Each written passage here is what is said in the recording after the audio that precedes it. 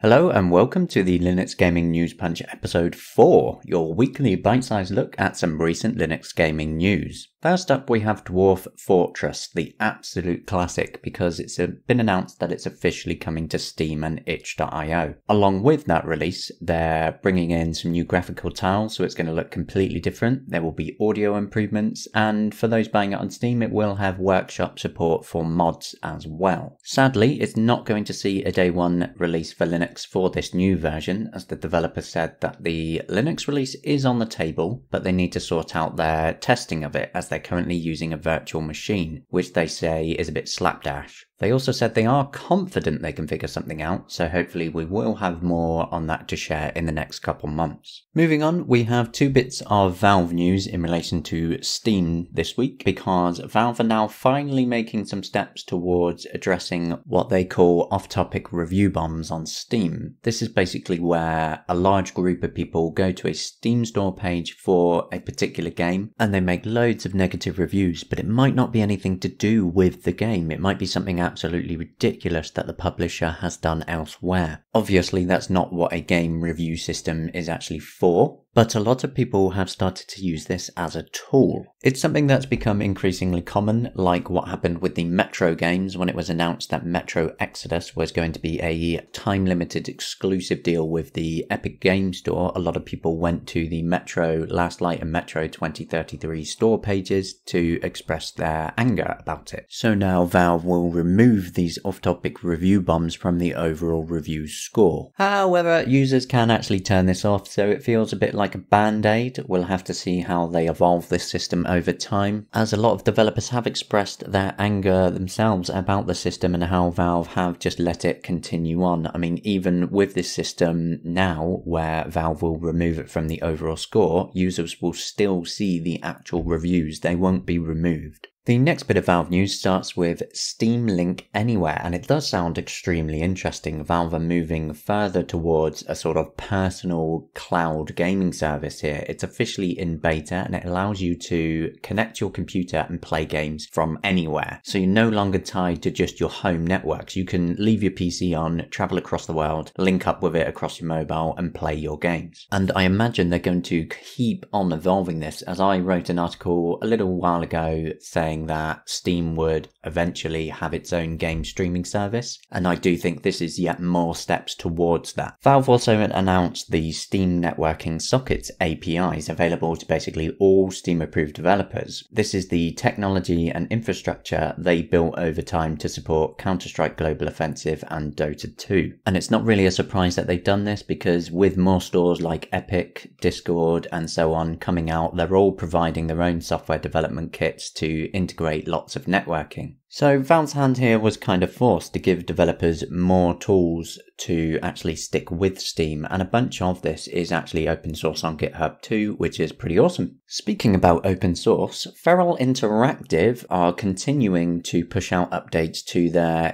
GameMode performance optimizing tool. GameMode was pretty limited at the initial release, but they've continued pushing forwards, and they've added some pretty useful features this time, like disabling the screensaver. For those with NVIDIA or AMD GPUs, it has overclocking and performance level configuration. One of the contributors actually said they have more cool things to come now that some foundations have been laid, which actually sounds pretty exciting. Now, performance enhancing tools on Windows are a dime a dozen, but we haven't really seen them on Linux, so it's actually great that this exists, because given enough time, this could be something truly awesome to help push Linux gaming performance just that little bit further. While a lot of it you'll be able to do yourself, that's not the point. It's the convenience and the fact that a lot of it will be automatic, so I think it's really good. Back onto some actual gaming news. The incredible OpenRA game engine for playing classic Command & Conquer titles, including Tiberian Dawn, Red Alert and Dune 2000, has a brand new release available. While it's not a major release, it does include some gameplay adjustments. It's little helper things like turrets automatically rotating when units are moving, while also taking fog of war into account. Some of the games now support even more missions for the single player campaigns. The AI has the ability to rebuild lost harvesters. There's multiple improvements to the map editor and so on. It's basically a big quality of life release while work continues behind the scenes on supporting Red Alert 2. Honestly, this is one of my favorite open source game engines because I spent so much time playing Red Alert. But obviously time moves on, mechanics change, things get a lot easier, and so OpenRA does feel a bit more like a modern real-time strategy game engine. For those who like your first-person shooters, the rather unique Shotgun Farmers has recently left early access with a pretty nice update. It's got a brand new map, a brand new weapon, and honestly the game is incredibly surprising. While a lot of it is still quite simple, it does have a very unique mechanic. Since it's based around farming, you will need to actually cut down various crops to get your ammo. But the interesting thing here is that when you shoot, your bullets, if they miss and hit the ground, they will grow entirely new weapons. Frankly, I think it's brilliant, and it's really good fun as well. For those who like your action platformers like Broforce, there's a new one in town called Gunslug's Rogue Tactics from Orange Pixel. What I like about this one is that it is more tactical than your average platform shooter. It has some stealth mechanics as well, so you will need to avoid security cameras, hide from enemies and distract them. And there's a bit in the recent gameplay preview they put out that I really loved, where the character basically jumps down from one platform, pushes an exploding barrel